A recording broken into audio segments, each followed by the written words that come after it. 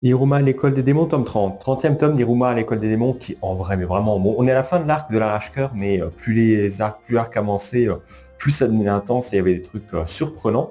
Notamment ce tome. Alors, pour ceux qui voient la couverture, on retrouve Atori et sa collègue, je ne sais même plus comment elle s'appelle, je crois, on donne peut-être son nom, Sheda, voilà. Personnage, je crois pas forcément trop, mais commence à avoir une petite importance aussi, qui avait fait un peu des petites dingueries, on va dire ça, dans le dernier tome, qui sont un peu attaqués aux élèves et commencent à être considérés limite comme des traîtres. Ce tome, du coup, on va voir un peu ce qui se passe un peu après avec ça. Le fait qu'il y ait, voilà, qu'ils soient maintenant un peu recherchés, qu'ils s'en prennent peut-être un peu à des élèves avec des pages somptueuses, on va pas se le cacher, qui sont très très cool. Tous les profs vont essayer de se mettre un peu à sa poursuite et essayer de l'affronter en se disant bon, faut peut-être un peu l'arrêter parce que faire d'être un traître, il est en train d'attaquer les élèves, donc on va vraiment monter notre vrai potentiel pour essayer de prouver qu'on est bon. Il y a quelques trucs un peu, je vais pas dire bizarres, mais genre on a des personnages qui reviennent, on a Sullivan aussi qui a l'air d'être un peu relié peut-être même à cette histoire ou à certains trucs, donc on se pose un peu des questions quand même un peu là-dedans. Je pense que c'est vraiment en train de tisser encore plus un peu plus l'or et plus l'importance qu'a Hiruma un peu dans la série et son rôle peut-être même futur de roi démon, en tout cas comme ça qu'on le considère.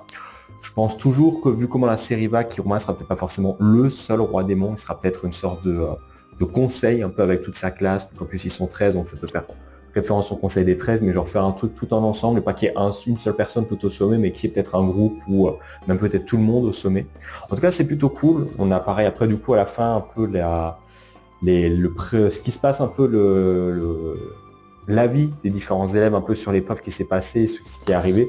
C'est cool, chacun aura vraiment appris pas mal de choses et on a une belle phrase aussi un peu avec Hiruma à la fin qui dit voilà, vraiment, malgré un peu ce qui s'est passé, on voit que tout le monde un peu continue à s'entraider, que leur but c'est de devenir beaucoup plus fort pour pouvoir essayer d'affronter aussi un peu, voilà, tenir tête, comme il dit à la fin, tenir tête un peu aux véritables ennemis, aux ennemis qui arrivent encore dans le futur. Je trouve que c'est une bonne morale. En tout cas, un très bon arc. J'ai hâte de voir la suite si ça reste aussi intense que ça. Vraiment, je pense qu'il y a moyen que ce soit encore, que la série continue encore un peu à gripper là-dedans. Et toi, t'en penses quoi?